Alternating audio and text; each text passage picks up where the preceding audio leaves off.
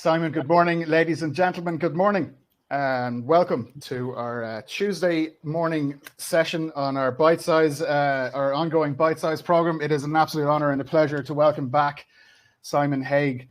Bit of a change of schedule, ladies and gentlemen. Here we had Mary lined up for this morning, but circumstances, life happens. You know what I mean. And Simon has just taken off his cape after swooping in through the window and is about to deliver yet another full hour of wonderful content, which we're about to launch into. Simon, you know the story. I'm going to give my little spiel first here, just to welcome any new people that we haven't come across before in our Ignite series. So I'll switch back over to you now any moment. Ladies and gentlemen, if you haven't joined us, my name is Aidan Finucane. I'm part of the team here at Trained In, and we're absolutely delighted to be working with Taste for Success SkillNet on the Bite Size program. They're hours of individual workshops, which in and of themselves are full of great and relevant content, thoughts, ideas, and the ability to interact with some really great trainers and wonderful minds, present company included, obviously. They also provide a collection of diverse knowledge points, which together form a really great resource. So to make it as successful as possible, get on to Trained In, tell your friends, tell your family, tell your network, and we can all raise ourselves professionally together. Simon, it's wonderful to have you back here. Obviously, a massive relevance to the topics that we're going to be touching on today, especially with the re-emergence back into our mainstream areas, like with current restrictions, etc., notwithstanding, but we're getting there. Like governments have said, we're not looking back anymore. We need to look forward. And that sort of encapsulates, I suppose, it's a nice kind of segue really into the mindset that we're going to be approaching the next while with. Ladies and gentlemen, also, if you'd like to talk about, everyone's going to be affected by what we're talking about today, but if you'd like to interact with us, if you'd like to specifically highlight a point that Simon has talked about or something that you'd like to share yourself that is relevant, please use the chat on the right-hand side. We can't see you or we can't hear you, so you can maintain that privacy yourself. And if you want to even more keep that privacy even more, just hit the private button, then send it to admin instead of send to everybody. A little private box comes up beside your name. We'll discuss your point. We won't talk about you or anything like that. That's fine. But without further ado, that's it. That's all the housekeeping needed. I'm going to share the link in the offers there to connect with Sorka directly at LinkedIn, through LinkedIn at Trained In. And I'm going to start Simon's slideshow now, and it's all over to you, Simon. Thanks, Aidan, and hopefully you can all hear me okay. I can see myself and the screen, which is great. And as Aidan said, I've just jumped in literally at the last minute. Luckily, I've just finished a 2-hour session from 8 to 10 with another organization, so I was able just to jump on here, which is great. And I can talk forever about emotional intelligence and empathy, but we've only got an hour, and there's a lot of slides here. There's 47 slides, and so I'm not going to get a chance to talk about the specifics on each of them, but I know I have no problem them being shared with all of you. Nobody owns any of this stuff. You know, we all have a viewpoint and we all have things to say. So the more we can make this as interactive as possible by putting comments up there, the better. And so I'll fire away. It's great to see a number of you there, which is great. And so a little bit about me. I recognize some names, which is good, but I'm better at recognizing faces, so I can't remember who I can recognize in terms of names. But so some of you might have heard some of this before, but I'll reinforce some of the messages. But basically, you know, I've had a 28-year career. I've lived in 5 countries, from an English family, grew up in England, but I've lived in Ireland for 11 years, Australia for 10 years, and I've done a lot of things around helping organizations and leaders and businesses grow and become more confident and get a sense of their own mindset, their leadership capabilities, and then be able to use those to build their business and their brand. So that's all I'm going to say about me. You can see me on LinkedIn, and feel free to connect. I always try to take a point of taking a note of people's names, and I like to connect with you on LinkedIn, but you don't have to accept if you don't want. Okay, so let's keep going. So the first thing I'd ask all you to think about is, in 3 years' time, if we were having this conversation 3 years' time, though, the end of 2024, just a question for you to all think about. What would have had to have happened if you look back to today? So you're in the future 3 years and you're looking back to October the 19th, 2021. what must have happened in your life, both professionally and personally, for you to feel happy with the progress you've made over those 3 years? So starting from today, but looking back 3 years' time, what must have happened? And I find that kind of starts to focus people's minds a little bit. And I'm talking not just about material things, but I'm talking about emotional, psychological, spiritual, behavioral, mental, any of these kind of things, just something worth thinking about. And then what are the 3 biggest dangers you think, if you're going to start from today, but you want to turn around in 3 years and look back, do you think you might need to have eliminated in your life, whether it's triggers, whether it's emotions, whether it's imposter syndrome, whether it's limiting beliefs? What 3 dangers do you think? For me, it would be, I need to say, and I don't mean this around trained in, because I work very closely with Suraka, but I need to say no more to other organizations. My default is to say yes, because I care and I like to get the message across, and I care, I deliver, but I also want to help. So what are the 3 biggest dangers? What are the 3 biggest opportunities you think you need to focus on and capture if you're going to look back in 3 years and say these last 3 years were success? And what are the 3 biggest strengths that you have that you think you want to reinforce? If any of you want to share any of this, I've said for me, the biggest danger is I need to say, if I don't say no more, I'm going to be overrun with work and my quality is going to go down. So I'm happy to be open and honest. If anybody else wants to share anything, would be great. You don't have to, including Aidan. 3 biggest opportunities to be focused on, given your strengths and your skill sets and your emotional intelligence, which we're going to talk about in a second, your emotional awareness. What are the 3 biggest strengths that you think you have that you'd like to have reinforced? Because if you're not intentional, if you don't really give this thought, the chances are these things aren't going to happen. So I always start with that. Then I always talk about strengths. This is something I posted on LinkedIn about 5 months ago, and it's had about 100,000 views, the biggest ever views that I've ever posted of anything. And I guess a question that I would pose to all of you, and if anybody wants to put in the chat box, why do you think this got so much interest? Because I posted a couple of weeks later why people succeed and nobody was interested. So maybe if anybody wants to put in the chat box, why do you think we almost have this gawkish attitude to asking why others fail, or including ourselves? What is it within humans that makes us fascinated with failure? Be interesting to see if anybody have any views on that. But failure is something that we need to be very mindful of. And this, having a good sense of who we are, our awareness, which is what we're going to talk about, emotional intelligence, really will help get over some of these unwarranted self-limiting beliefs. Feel free to put anything in the box. I can see something from okay, that's from Aidan saying good morning and welcome, and good morning to everybody, by the way. And so let me just go back.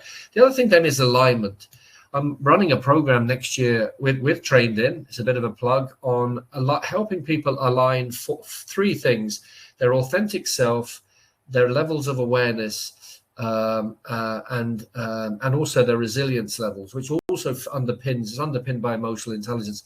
And so really, to maximize your levels of emotional intelligence, that levels of self and situational awareness, you do need to get a strong sense, and it's a sense, it's a feeling as much as a thought. Hi from Shay, that's good. It's a feeling that you are aligned, that what you're doing and saying and thinking and the work that you're doing and how you're interacting and how you're behaving and what people are saying about you and to you, they're all aligned. If anybody has that sense that you're in that kind of, it's like being in flow, that you love your work and people are saying, people acknowledging it, and you feel that it's gratifying you and you feel that it's nourishing your soul. That's what's called alignment. And we'll talk a little bit more about that later as well. There's a lot of stuff on here, and I don't know whether you can see this, but just believe me when I say this comes from McKinsey and Company. I see from Shay, some people try to find anything possible to hide behind or use an excuse not to progress. Absolutely. And we're going to talk about emotional awareness when we come later. We have a choice, all of us. The great philosopher Eckhart Tolle says there are 3 A's. We all have a choice with 3 A's. We can either amend, acknowledge, or amend. I'm just trying to remember the 3 now. We can either acknowledge, amend or avoid. Acknowledge, amend or avoid. That's my sticky head because I'm traveling and I've just finished a 2-hour session. So with everything, we can either acknowledge, accept, amend or avoid. And a lot of people, I think, as you said, Shay, just keep avoiding the necessary things to address. And so thanks for that. So this comes from McKinsey, and they've just done a huge, great report on the foundational skills will help all of us thrive in the future of work. And as you can see, 2 of the 4 blocks on the left are human skills, which are all underpinned by emotional intelligence and awareness. Things like empathy, inspiring trust, humility, win-win conversations and negotiations, empowering others, self-control and regulation, which is kind of what you were saying, Shay, self-motivation and wellness, self-confidence, integrity, understanding our own strengths, not avoiding issues. So all of these things, grit and persistence, coping with uncertainty. So 50% of the foundational skills going forward will be really skills that are related to emotional intelligence. And so let's get into this. So emotional intelligence, as you can see on the top right, there's a nice wheel there from the Hunto Institute. And that really demonstrates that human beings are strongly, deeply emotionally intelligent. Some are more than others. As Shay, you said, some acknowledge or self-recognize their levels of emotional intelligence, but we all have it within us. Some of us subdue it more. Some of us, it's been kind of knocked out of us a little bit more through whatever reasons in life, but we are very complex emotional creatures. And I'd be surprised if all of us here today don't experience 10, 20, maybe even more of these emotions. And you can see the 6 main families: love, fear, anger, sadness, surprise, and joy. And there's many sub-emotions that come out of those. And I can see, I don't know whether you want your camera to be on, Aidan. I can see you there. It's good, great. You do great. I'm going to interrupt your flow, Simon, completely. I know we've got a huge amount of content to get through, but I came across something that was said in a debate earlier on a couple of days ago, and it resonated with me hugely because I never thought about it before. The old adage that women are hugely emotional creatures and they operate all their lives off of emotion and yada yada yada yada, and men are hugely logical creatures and we off on the whole logical aspect of things, and we're not very emotional creatures at all, us men. No, and there's the conflict between men and women. Oh yes. That's not the case at all. If you look back at the whole tapestry of the human existence, men's emotions have been the ones that have been splayed across it. Whether all the wars that we've gone through, all the bits and bobs, and all the man's inhumanity to man, etc. All of our decisions are hugely emotionally based, and I think that to put men on one end of the emotional spectrum and women on the other end of the emotional spectrum is hugely disingenuous to everybody else's, like our own spirit, which really essentially has no gender. Essentially, sorry, it was just a fascinating thing with regards to intelligence and emotional intelligence. No, I agree, and wanted to interrupt you with there. I'll back off. No, I agree with you. I agree with you. And we all have masculine traits, and we all have feminine traits. All of us, men have feminine traits, and women have masculine traits. And the most important thing is balance, and not loading it on one sex or the other. And so that's a really good point. And as you can see, those people high in emotional intelligence, whether they're men or women, there are women with lower emotional intelligence than some men. Of course, the stereotypes generally are correct. The feminine, which is in all of us, tends to be more around emotion, about process, about communication. The masculine is more about the process, more about the outcomes and the results, and less about the empathy and the process. But that doesn't mean that they're exclusive. As I said, we all have masculine and feminine, and the key is to be aware and mindful and use your masculine and feminine traits in a balanced way. I think that's great input, Aid. And so people high in measured emotional intelligence tend to experience greater subjective outcomes in negotiations and life generally. So just something to start with, the whole family of emotions is a massive thing, as is empathy. Empathy is understanding the emotions of others and adapting our behavior to go and meet them where they are. So emotional intelligence is having that awareness, and empathy is understanding the emotions of others and then navigating ourselves in the world with them. And this involves the ability to communicate, that you can see the world from somebody else's point of view. Aidan just inputted there, and I didn't say that's a load of rubbish. How dare you interrupt all this? I said, they're great valid points. But I also had my opinion as well. And that's what empathy is. It's supporting each other, basically. And it involves keeping our eyes engaged as much as we can, as much as we can in this online world. It's about asking questions and then truly listening to the answers. It's remaining open-minded, willing, and honest. And it's about connection. Communication is all about connection. It's not really about language. It's about connection, which is what empathy is. I guess this is the core of the whole presentation. What is emotional intelligence? So this comes from the amazing work of Daniel Goleman, whose seminal work on emotional intelligence in 1995. So it's only 26 years ago. And he's done lots of work around social intelligence and various different types of intelligence. And so he divides emotional intelligence into 4 areas. And I really like this. And there are 2 channels. But basically, there's the self. So there's me, or there's Aidan, or there's Shay, or Regina. So there's yourself, and then there's others, right? So there's, in the crudest way of looking at this, there's yourself, and then there's others. There's always yourself, and there's always others. And then within each of those 2 columns, there are 2 rows. So, for example, with self, there's self-awareness. So you need to have an awareness of how you feel and what triggers you and what you like and what you don't like and your emotions. That's really important. That's one of the 4 quadrants of emotional intelligence. But that's not enough. Just because I know that I'm quite emotional, then I need to self-manage. I need to regulate that. So because I'm quite emotional as a person, I can't then get too overly emotional when I'm presenting online, because it might not be appropriate in certain audiences. So you have to have that mix of self-awareness and self-management. And then at the same time, so this shows that emotional intelligence is not a simple thing. There's 4 aspects of this. You also need to be socially aware. So I need to get a sense, is everybody still there? Is everybody still listening? I can see the attendees number there. I can already see that Shay has put something in. So there's definitely some level of interest, right? So that's social awareness.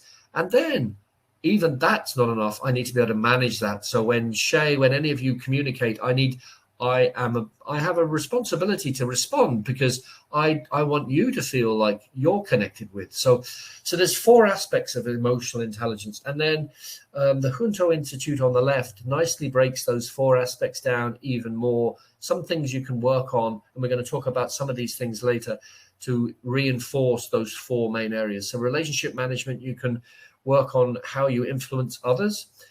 As one example, social awareness, you can work on what do you do to try and sense others' feelings and perspectives. Self-management, you can do a sense on your impulses and your emotions. And then self-awareness is really getting a sense on how you're feeling at any particular point. Stop, because don't forget, there's a reason behind everything we think. There is actually a reason that we're thinking about everything, right? And so have you ever stopped and thought to yourself in the heat of the moment, what is the reason I'm feeling resentful or angry or fearful? What is that reason? And really stripping it away, and not hiding behind, as Shay, you said, not finding an excuse to hide and not look at that reason. That was actually a really great comment, Shay. Okay, let's keep going, because there's lots of slides. So that's the core of emotional intelligence. And now,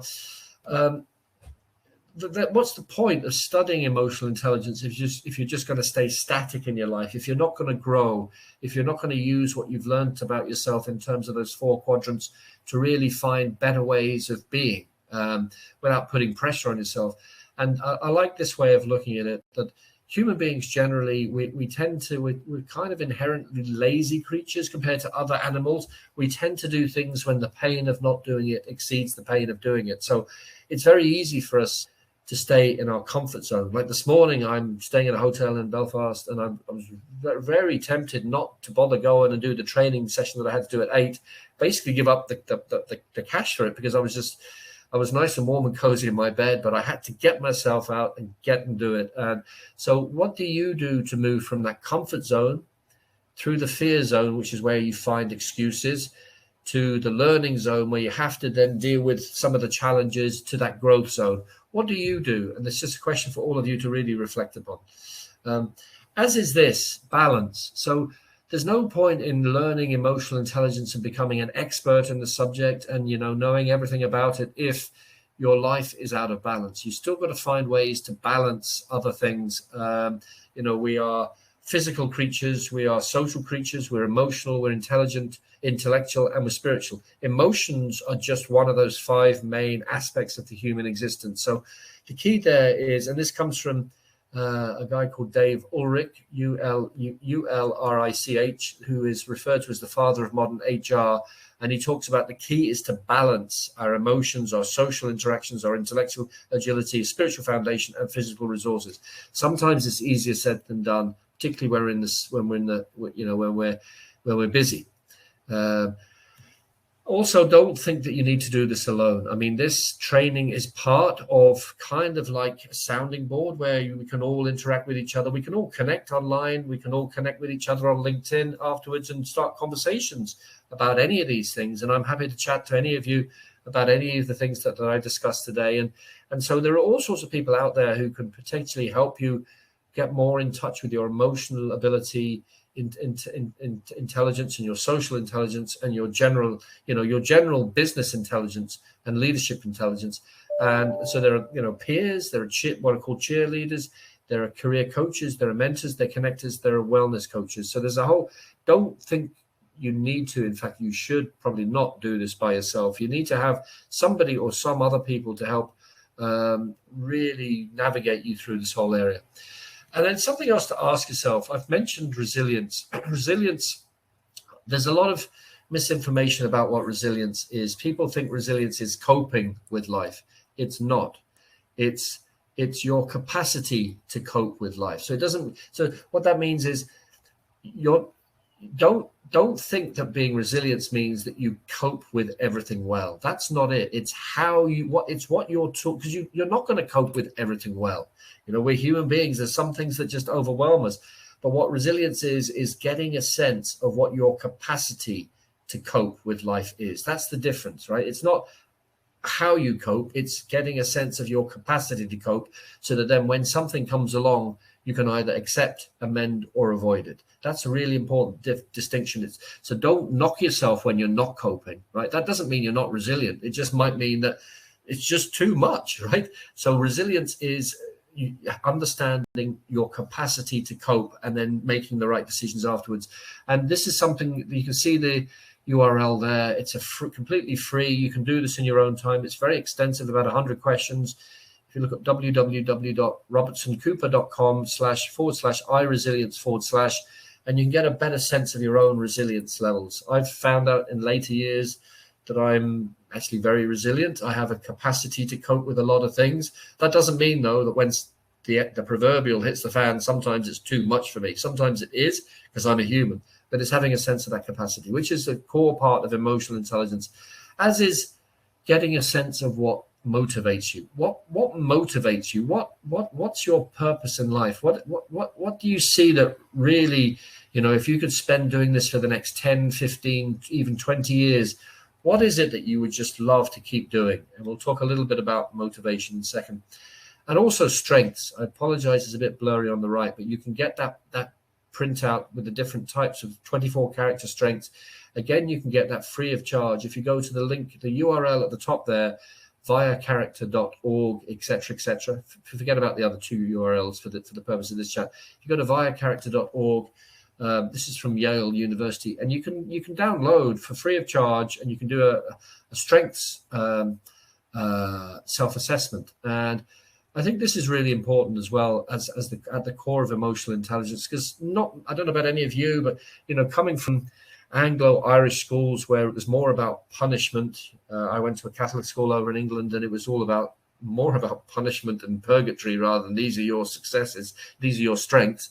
So I never really grew up having a sense of my strengths. And you can see there are 6 main families of strength that all human beings have to greater or lesser extent. And to be emotional intelligence, to have an awareness of these, you need to understand, you need to get a sense of what you have to start with. And so this survey is a good way of doing it. So there's wisdom, there's courage, humanity, justice, temperance, and transcendence. And so for me, I come out very strongly on wisdom. I have a real curiosity, love of learning. I also come high on humanity. I have a real sense of justice and ethics, and justice as well, teamwork, fairness, and leadership. So it's worth, you can't be emotionally intelligent unless you've actually got a bit of awareness of who you are and what makes you up. So that's something you can look at. As is this. This is something you can do in your own time, an emotional style questionnaire. Hopefully that's not too blurry. If it is, we can forward something on later. But there are 24 questions there. And if you honestly answer them from your gut feeling, keep your head out of it, from how you feel in your gut. And then you can score yourself below. As you can see, the scoring system. And that'll give you a better sense as to whether you're more a rational thinker, a positive thinker, or more of a negative thinker. Now, we're all a mix of all three, but some of us veer more to one or the other. I would be somewhere between positive and rational, but it's important to start building up a picture of who you are, and this is why I'm pointing out these URLs and this one as well. Again, you can do this in your own time. This will help you understand a little bit better about your emotional intelligence levels. And so there are 30 questions here. If you can try and honestly answer in your own, don't spend too much time. And this is really important. Try not to answer using your mind. If that doesn't make sense, what I mean is try and answer through your gut feeling. Your gut feeling is much more important than what your mind is saying, because my mind is 54 years old. My gut feeling is hundreds of thousands of years old, based upon human instinct. So try and answer these based on your feeling. I know you're going to battle with your mind, so you can do that, and then you can self-score yourself, and you can add it up, and you can get a better sense of your 5 core aspects of emotional intelligence: emotional awareness, managing one's emotions, which is self-regulation. Remember, that was one of those 4. Self-motivation, empathy, which is about having regard to others, and then the final one then is coaching others' emotions. What do you do to navigate, to manage, which is the 4th part of those 4 key areas, manage social relationships. So you can look at all that in your own time. If anybody's seen any other tests or other ways of looking at this, just put that into the chat box. But these are ones you can take away and use in your own time. As finally, for the time being, is this one on motivation. So motivation is a key underpinning for how we navigate through life, and obviously underpins our levels of interaction, and it's a key aspect of emotional intelligence. And broadly speaking, there are 3 main types of motivation type. There are competitive, people who prefer to maximize the difference between them and others. There are individualistics, people prefer to maximize their own gain and couldn't care less what other people do. And there are people who are more cooperative, who would rather split it 50-50. And we're all a mix of these. Some people, I suppose a Donald Trump would be probably somewhere between individualistic and competitive, probably competitive. And this is a self-analysis you can do in your own time. There are 9 questions, 3 scenarios for each. They're all similar, but there's a reason for the similarity. And you can answer, for example, question 1, if you think that you would rather have $2,400 in a negotiation and I receive $400, or which is competitive, or would you rather have both of us have a higher amount, which is the more individualistic, or because you're indifferent as to what I get, but as long as you get more. And then the 3rd one then is cooperative. You both want the same. Have a look at that in your own time.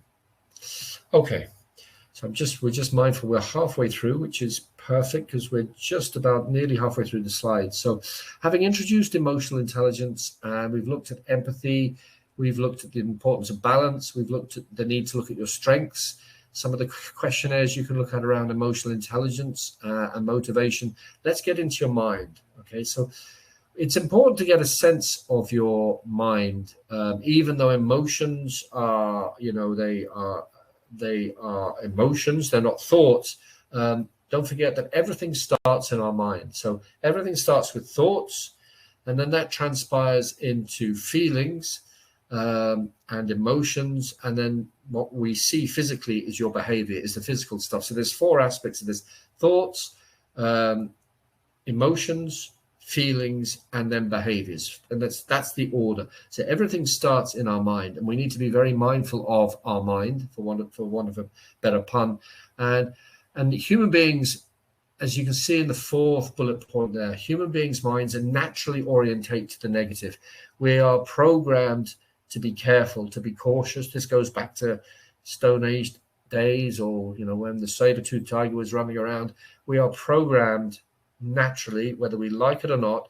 And that's why 99% of the news you see on television is negative, because the news channel organizers know that human beings want to hear that stuff. We're not, if the news were 100% positive, we'd switch it off.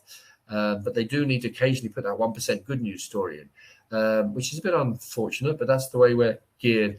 And likewise, the way we program our responses to things depends on whether we are what's called sympathetic or parasympathetic. And traditionally, historically, humans, as with all other animals, are geared to be what's called sympathetic. So when something negative comes to us, when a challenge comes to us, when a problem like a pandemic, whatever it is, a court case or relationship breakdown, whatever it is, our initial instinct, and we need to forgive ourselves over this because this is natural, is to what's called fight, flight, or freeze. We want to run away, we want to fight the issue, or we just freeze, we're terrified. So given that that's our natural instinct, we need to find ways to get around that, to move towards the parasympathetic, whether it's do meditation, whether it's to talk to friends, whether it's to really have a therapist, whether it's exercise, whatever it is you need to do to help you move from that natural sympathetic state to the parasympathetic, which is about helping yourself relax, repair, recover. One of the things I do when I come away on business, like I am now a couple of days in Belfast, is I treat it also, I have meetings, etc., but I treat my downtime as a bit of a mini holiday. And I'm going to say I walk around the town, but it's pouring with rain. I can see out the window there. But I treat it like a little bit of a holiday. Regina, there's also regression. Absolutely, that's a good point. Regression, and maybe if you want to share a little bit more about that for the others, that would be good. Because this is not a static journey.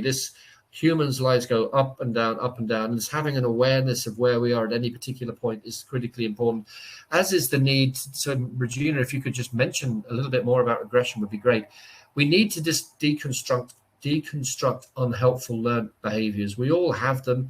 It's very easy to, particularly when times are difficult and challenging, or when we need to make a difficult decision, the natural human instinct is to hide behind behaviors that we've learned to not make decisions, if that makes sense. So that's the shortcut we tend to jump to. I think, Shay, you mentioned something similar before.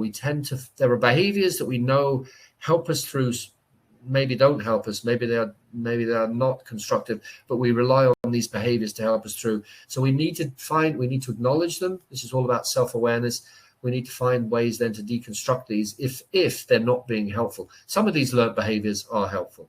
And we need to find fears in ourselves, and we just need to dispense with a lot of these things. Otherwise, the chances are we're not going to grow. We're not going to be that unencumbered, emotionally intelligent, free, authentic self that we deserve to be. This is something that I always flag when I talk about emotional intelligence, is about this book here is probably my favorite all-time book, called Into the Magic Shop by an American neurosurgeon called James Doty. It's a great book, and it's quite graphic. On the one hand, he's doing a brain surgery, and then he flashes back to childhood. And he came from a broken family. His father was an alcoholic, and he was kind of broken as a kid. And he walked into a magic shop. It's a true story in California. And this elderly lady kind of saw something in him. She saw a level of awareness in him, which was probably honed by what he witnessed as a kid. And she said, if you come back every day during the summer holiday, I'll teach you magic. And she didn't teach him magic, but she taught him the 4 magic secrets to living an aligned, aware life. And they're there. So you don't have to read the book because I've summarized it, but the book is great. You need to find ways to relax your body and calm your mind.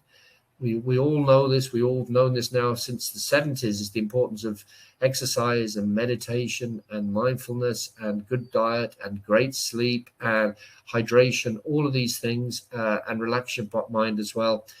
And then most people, once they've done that, they think, wow, I'm ready to take on the world, jump onto number 4. They set their intent and their goals. But 95% of people skip step 3, which is getting honest with yourself. is really, really getting honest with yourself. I tend to do that when I come away on trips by myself, and I really think, why am I doing this? Why shouldn't I be doing that? And I don't make it hard for myself, but I really reflect deeply, and it's good. So that's important. I'm just going to read what Regina said. Regression can happen to someone who's thriving and gets a huge shock and regress them back. It's one of the oldest responses and often missed. This happens, especially when one's confidence is badly affected. Absolutely. That's happened to me a number of times in my life. And it's what you do then to deal with that in response. It's whatever you have within you to say to yourself, right, well, that was that. I need to move on. I need to be grateful for what I have. For one example for me, I used to be really bad at handling resentment. When I got resentful about somebody, and it's always somebody, by the way, it's never animals, places, or things. The only things we ever get resentful over is other human beings, unless our cat is annoying us, whatever. But that's not really resentful.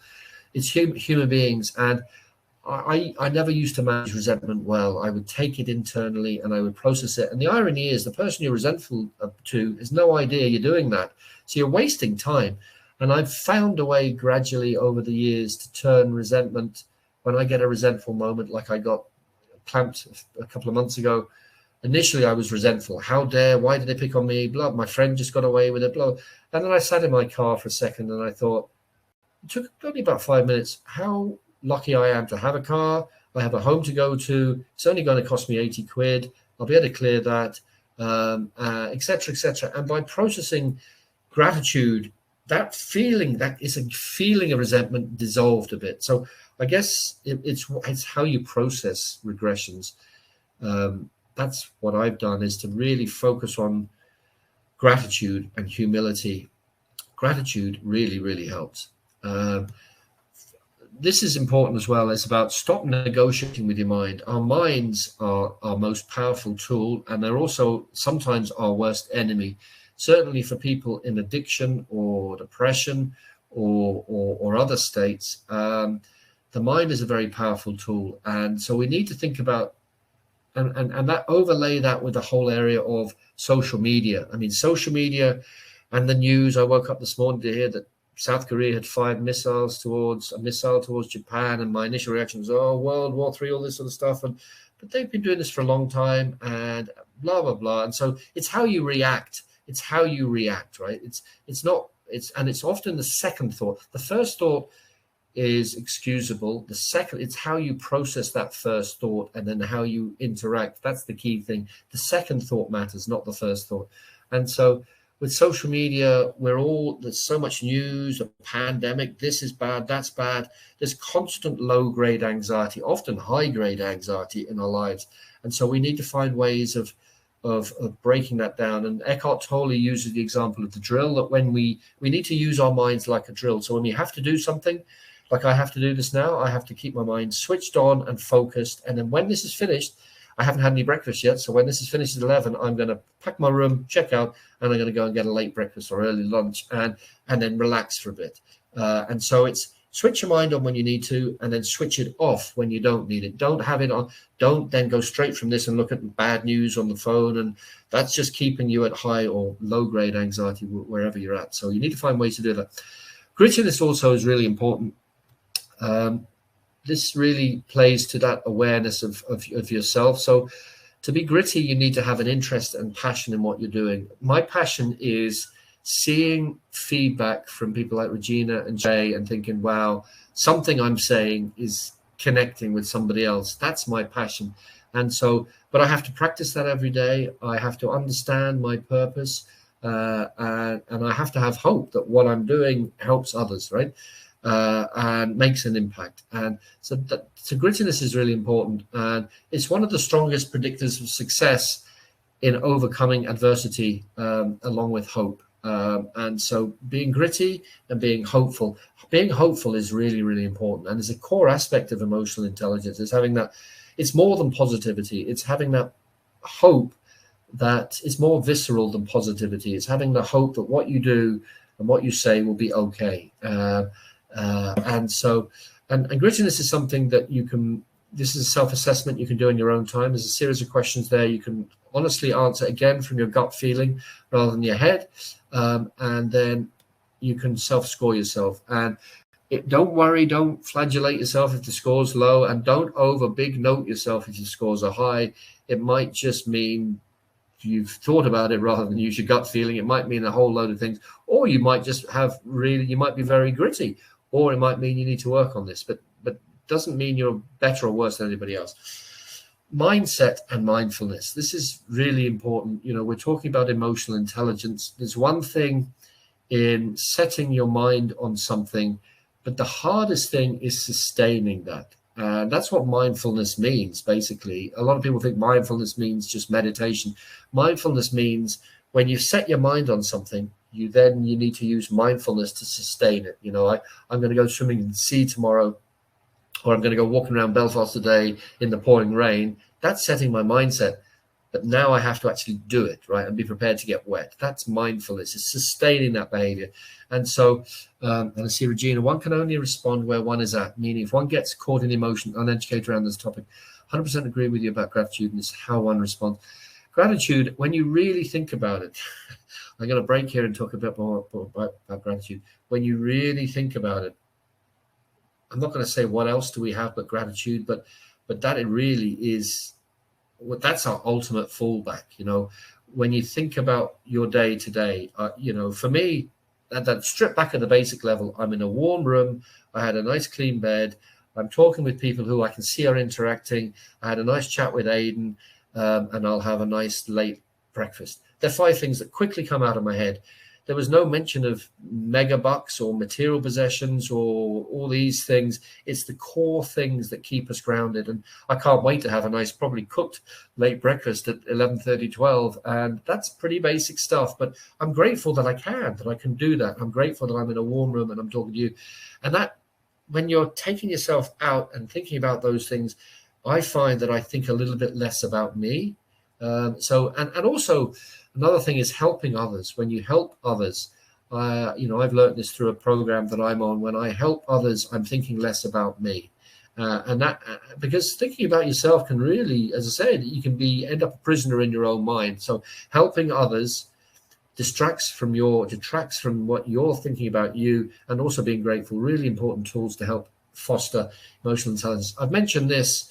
I'm just mindful of time. I've mentioned this, these things here, that everything starts with our thoughts, then goes to our emotions, and then to our behavioral patterns, emotions or feelings, then behavioral patterns, then physical symptoms.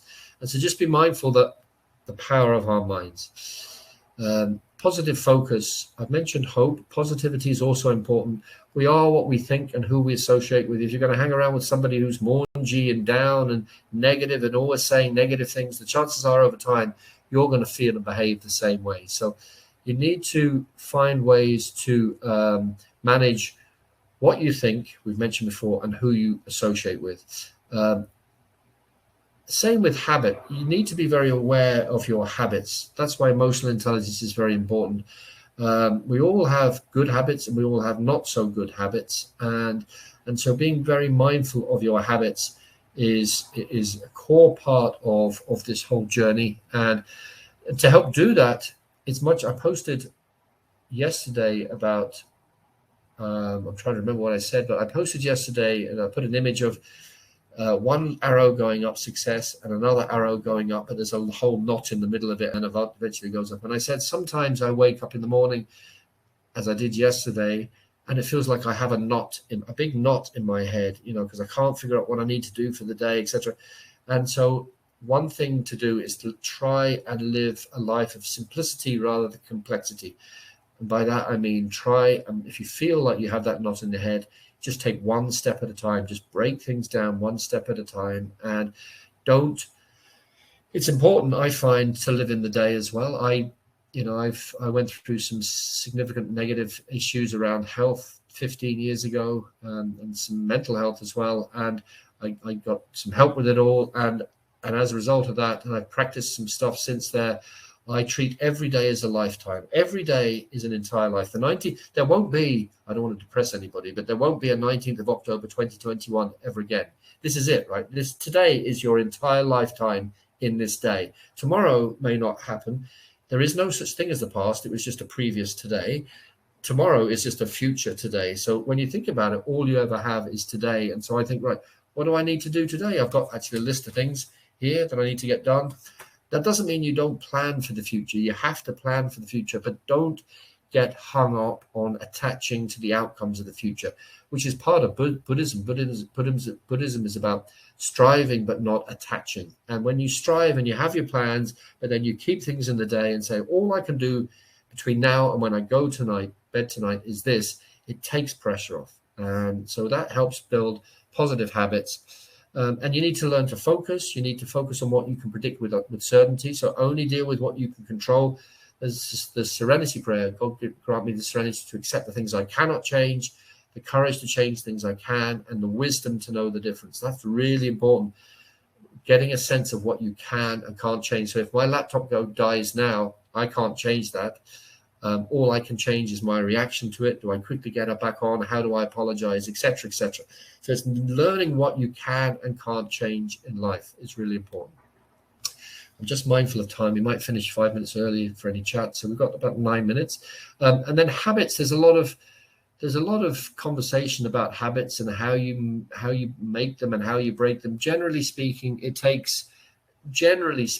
there's lots of different habits with lots of different traits and characteristics and behaviors, but about 60 days, a couple of months, really, if you consistently, continually do something, it starts to get built into the channels in your mindset. And so, that's why a lot of people give up the gym at the end of January, because they haven't given it to the end of February. Right? If you give it to the end of February, the chances are you're not going to give it up in March at the highest level. And then the other thing to be mindful of is that some people have what's called a scarcity mindset, which is more fixed, and some people have a more abundant mindset, which is growth. Generally speaking, people who have a growth mindset are more optimistic, hopeful, positive, and are willing also to be challenged, are willing not to come first, but to grow. That's more important than the position. Whereas people with a fixed mindset tend to be more brittle. If I don't come first, I'm not going to be good enough. And so just have a sense of which kind of mindset you have. Do you have a fixed or a growth mindset? Also, you do need to, at some point in your life, and I've done this a couple of times in my life, really address some of your limiting beliefs. When you think about it, I mean, there's no real reason why anybody here can't become Taoiseach of Ireland, or if you're from another country, a president or a prime minister of that country. There's no real reason. Of course, you've got to put in the work. You've got to work hard. You've got to be in the right place at the right time. There's things like luck. There's things like managing risk. But the people who get there, like, Mullah or Barack Obama or, God forbid, Boris Johnson, they are normal human beings like everybody here. And so they have navigated a pathway. Some of them have not been ethical, and you don't want to go down that route.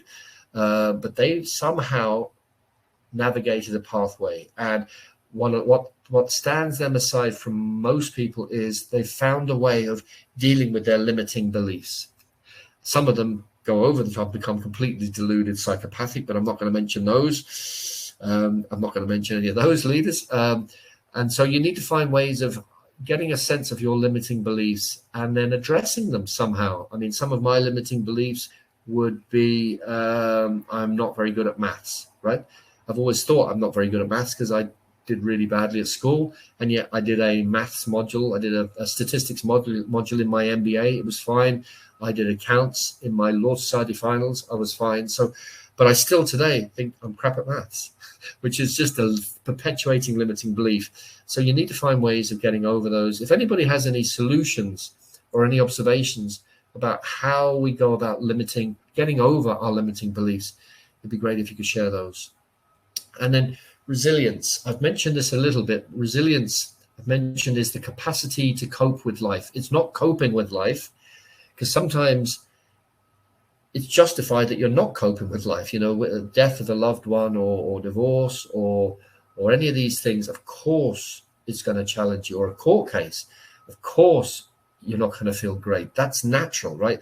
If you're coping with that stuff, you're probably slightly psychopathic, right? For want of a better expression. So it's a capacity to cope with life. It's getting a sense of what it is okay to cope with and what it's not okay to cope with.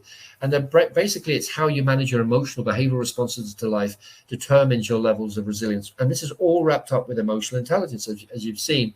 And so broadly speaking, there are three types. There is self-resilience, how we manage ourselves, how we deal with ambiguity, how we manage anxiety, stress, etc. There's societal resilience, how we interact in society, how we, I guess, deal with ambiguity from others. It's how we network, it's how we communicate. And then there's life as well, how we deal with life as well, the uncertainties of life. And as you can see, this comes from the Center for Creative Leadership, 8 steps to become more resilient. And there's lots of these you can see online. First thing, and I've mentioned before, is accept that you can't control life, that life does change. Something might happen to all of us. I hope it's a good thing today, that we don't realize it's going to happen right now. You don't know, right? So also become a continuous learner, be open-minded. Be open-minded, that's really what I'm talking about there, and willing. Take charge, try and be intentional about your life. Don't say, well, it's not my fault. Don't have a bias. I've forgotten the term of bias, but there's a certain bias that says it's never my fault, right? Somebody else's fault. It's 9 times out of 10, everything that happens to you happens as a result of a decision you made. So you need to start becoming intentional about what you do from this point on. Before you make a decision, think to yourself, what's my intention? Is it ego? Is it fear? Is it resentment? Is it love? Why am I doing what I'm doing right now? My intention right this second is to try and get these points across to all of you, and hopefully empower some of you to want to feel better about yourselves or help others. That's my intent in doing this. Find your sense of purpose. Pay attention to your self-identity, self-awareness. Try and cultivate relationships. Contrary to some people's belief, we're not here for ourselves. We're here for each other. Reflect and share and build your skills. All of these things require emotional intelligence. And some practices you can work on. Obviously, physical exercise. We mentioned this. Mindfulness, emotional savoring, having good times with others, social connections. And then we mentioned gratitude, contact. Sleep is so important. 90-odd%, I think it's 90, or was it 70%? Between 70 and 90% of all our physical healing, and I would say emotional and mental healing, happens when we're asleep, right? And then reappraisal. Sometimes take time out and think about where you're at in life. I'm just seeing it's like a monsoon outside here in Belfast. Self and situational awareness, but I'm still going for that walk, I think. Self-awareness is having a clear view of what makes you. Situational awareness about what's going on around you. They help you live more fully in the present and seize opportunities. Dealing with conflict. You can't, I'm just mindful of time, we've got 6 or so slides, we'll get finished. You can't get through life without experiencing conflict sometimes. It just happens, and there is really toxic conflict which you want to try and avoid, but there is certain conflict that you need to have in your life to be able to innovate or to find a better way of doing things or to put more certainty around your life's path. They often say that, in 12-step programs, people have to reach a rock bottom before they recover. That's their form of conflict. They've reached a really terrible place and there's only one way to go, which is up. And so sometimes you need a form of conflict in your life to crystallize the way you want to go, your levels of emotional intelligence and awareness. And this is really important. Just a tip: if you're ever in conflict with anybody, try and do this. Try and acknowledge that the other person has a view. Try then ask as many open questions as possible to get as many facts together. Try and agree a solution, and never ever walk away without acting on what you've agreed you're going to do, because that really is going to perpetuate anger in the other side and resentment, etc. Having a better sense of emotional intelligence, what makes up your emotions and your motivation levels, all the things that you've got these self-tests for, that all helps. That all together, everything I've discussed, all then goes to help you making you more confident in how you make decisions. So today, because I've done a lot of work on myself, when I make a decision, I have a much better sense. I don't always get it right because I'm a human, but I have a much better sense, and that's the word I use, that the decision I'm making is the right decision. And that comes through doing all this work on yourself. And emotional intelligence, this is why emotional intelligence is so important. As is assertiveness. The way we communicate with each other, there's no point in doing all this work if you don't communicate well with others. And there are 3 ways to communicate with others. There's passive communication, where you're a people pleaser. Obviously, you haven't done enough emotional intelligence work in terms of how you manage relationships, one of those 4 quadrants of emotional intelligence. And then the other extreme that is aggressiveness. What we all need to try and be is assertive. In the middle is to be as assertive as possible with each other, which is being direct with each other.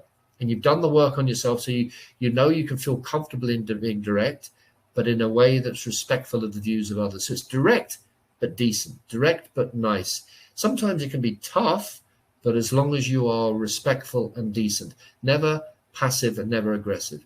Otherwise, what's the point of doing this work on emotional intelligence if you're still going to be like a jelly when you talk to people, or if you're still going to be rude when you talk to people? Because communication is about connection. It's about building trust. It's about navigating through life with other people, as many people as possible, and enjoying the process, because we're here to enjoy us.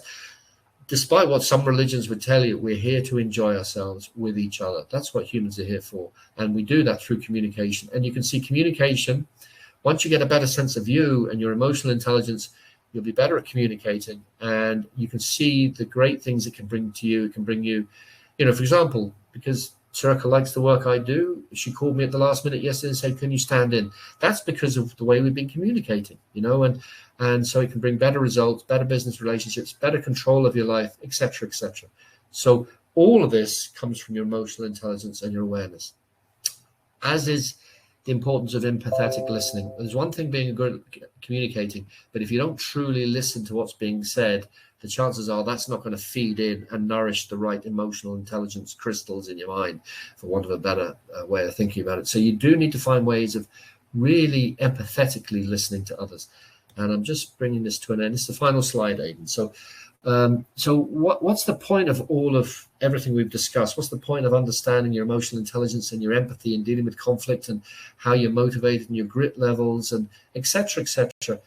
The reason that I put this up last is that we're all living in this world together. Unless you're locked in a cell for the rest of your life, you are going to have to influence others. And so the best way to be able to influence others is to have this heightened emotional intelligence, empathy, to use communication to the maximum you can, and to be a good human being, but also practice assertiveness. Be direct, but in a respectful way. And if you can do that through your emotional intelligence, and you get a sense when you're doing it, that's what emotional intelligence is.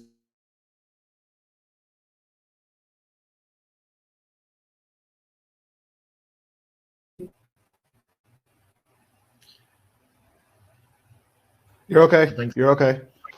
I was just wondering whether you'd gone. No. Aidan's just dropped there. Hopefully, if anybody has any, well, he's coming back. Yeah, he's coming back, yeah. Yeah, cool. Gotcha. Thanks a lot. Fantastic, sir. It's funny, actually, when we were talking in the waiting room afterwards, or beforehand, I got myself a Fitbit Sense. And I thought it would melt and drop off my arm putting it on. I swear to God. But the metrics that I noticed at the start, like my resting heart rate was something like 75 and 80, which is not brilliant for a 45-year-old. Loads of different things. And I've found that since I've been wearing it now for the last 2.5 months, my resting heart rate is down to 62%. You're a bit more aware. My sleeping is better. It gives me a report on the quality of my sleep at night, and my sleeping is actually getting better. The quality of my sleep is getting better at night because I'm wearing it. Because there's part of my mind that's deliberately just slowing down, trying to minimize the stressors in my life, or the effect that they would normally have on me previously. I'm more prone to just catching myself and just slowing down. Yeah. Slowing down, Great. Just making sure I'm okay. Slowing down. Yeah. What was that expression? Higgledy-piggledy? No. Yeah. Hickety-hockety. Hickety-hockety. Yeah, I've noticed that this has actually helped because I'm measuring my own metrics. It's actually helped subconsciously bring myself down. I've genuinely felt it. It's you can talk to yourself. You can help yourself come down. Absolutely. Thanks for everybody. Thanks to those comments as well. And I'm looking forward to that breakfast. I'm hungry, and also the walk in the rain. I'm going to have to do it now because I've got witnesses. You are. We demand pictures. You must ask Sorka to do a session on self-awareness with you for us. I'll leave that for you to feedback, Aidan. You can tell her that. Okay. Yeah. I will, on behalf of Trained In, Simon, and Taste for Success, SkillNet, and on my own personal level, wish you a very, very filling and substantial breakfast. And again, thank you so much. It's an honor and a pleasure it does my soul good knowing that I've come into your orbit again. And I'll walk away happy for the rest of the day and week because you have that effect on us. You're brilliant, and I really appreciate it. And thanks very much for stepping in. So on behalf of everybody here and all of you guys, thank you so much for joining in. They're very important times, very important content. Ladies and gentlemen, thank you very much. Simon. Enjoy. Thank you. Thanks, everybody. Thanks. Bye. Bye-bye.